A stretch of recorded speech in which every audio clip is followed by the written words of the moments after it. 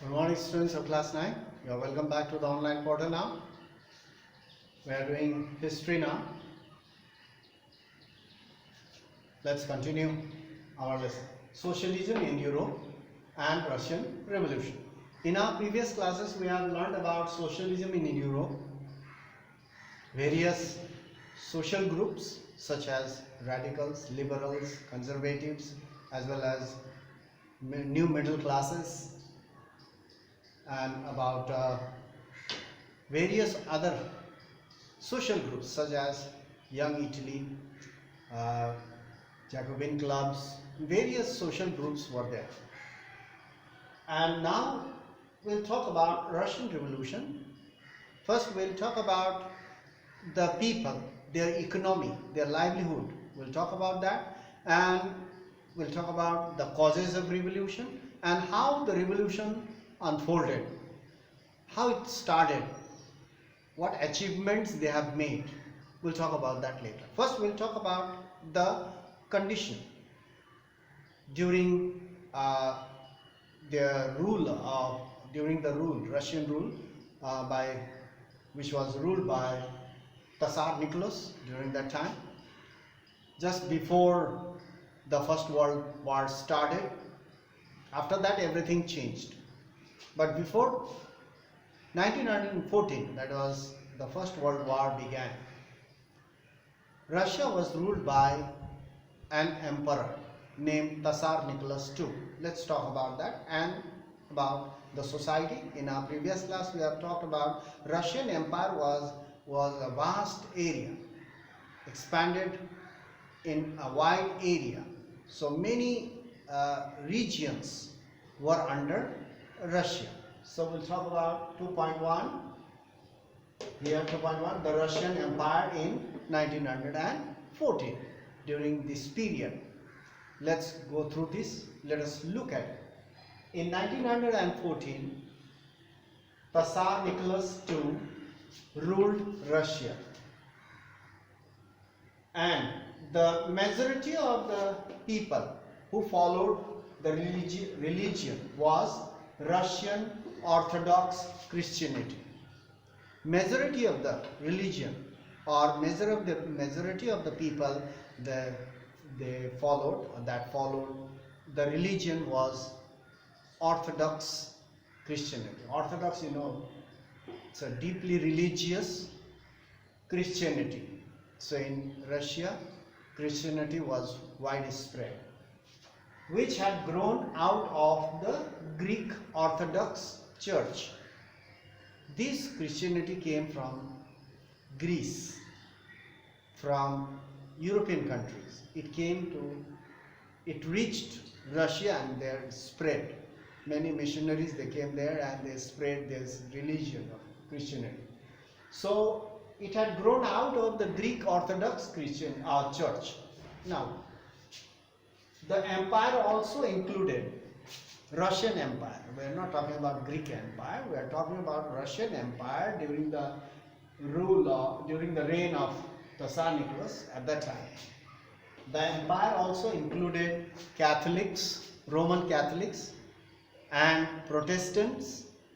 Both of them were Christians. They are Christian, Catholics, Roman Catholics, and Protestants. I have told you the differences between these two. Muslims and Buddhists. So there were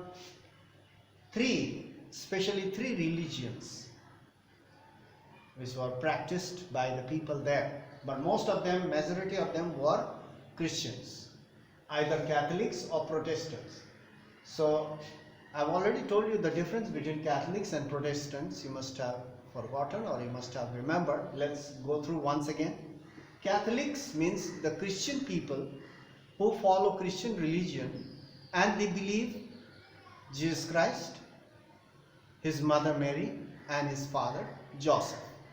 Catholics, Roman Catholic, believe this: Mother Mary, Joseph, and Jesus Christ. Protestant, they do not believe Mother Mary and they do not believe Joseph. They believe only Jesus Christ.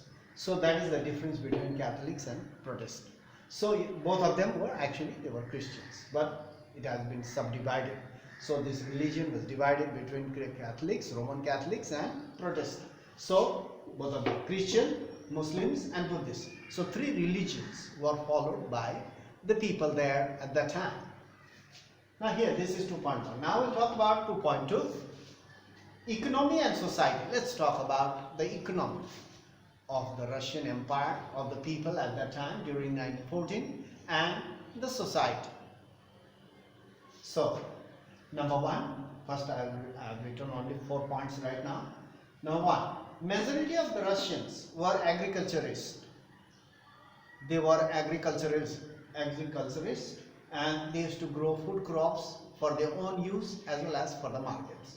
So most of the people were agriculturists. About 85% of the population, they used to work in agriculture or farm. So about 85% earned their living from agriculture. So you can see that among 100, out of 100, every 100 people of Russian, among every 100 Russians, 85 people worked in agriculture. They used to work in farms. And at the same time during 1914, 85% of Russians work in agriculture. They earn their living from agriculture. At the same time, France, 40% of the people work in agriculture, in farm. And in Germany, 50% earn their living from agriculture. So you can see that compare this France, Germany and Russia, the highest number of people working in agricultural farms are Russians, 85%. Now we'll talk about the Russia now. In Russia, cultivators produce food grains for the market as well as for their own needs. So they used to grow food grains, food crops, agricultural products for their own needs as well as for the market. And Russia was the major exporter of grains, food grains, especially to European countries. So Russia exported food grains to the European countries during the World War. We have learned in our previous class also, during World War, some of the countries supplied food grains to Europe during the World War, First World War, such as Russia, America, Australia and Canada also, and Eastern Europe. They provided or they exported food grains to European countries. So here, by looking at those points, we can tally over here. Russia was the major exporter of food grains at that time during 1940 and onwards during the World War times. Number 4, industry has not been developed well at that time. Industries were found in pockets. In some areas, near big cities such as Moscow, St. Petersburg, it's a big cities. Near big cities, only few industries were set up. Russia was in general an agricultural country. They produce food grains. Industry had not developed at that time. So whereas the European countries were industrialized, but Russia was not industrialized at that time. Only few industries were there, and that were also found in some pockets such as Moscow and St. Petersburg. So industries were found in pockets such as Moscow and St. Petersburg. But most of the people, they worked in the farms. They used to grow food grains for their own needs and for the world market.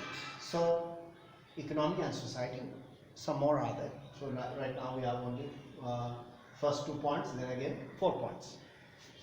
So this much for today. We'll continue our lesson in our next class. So thank you for watching so attentively, paying so much attention and being present in the class with me. Thank you very much. We'll meet in the next class. So that's all. Stay safe and keep on studying at home regularly.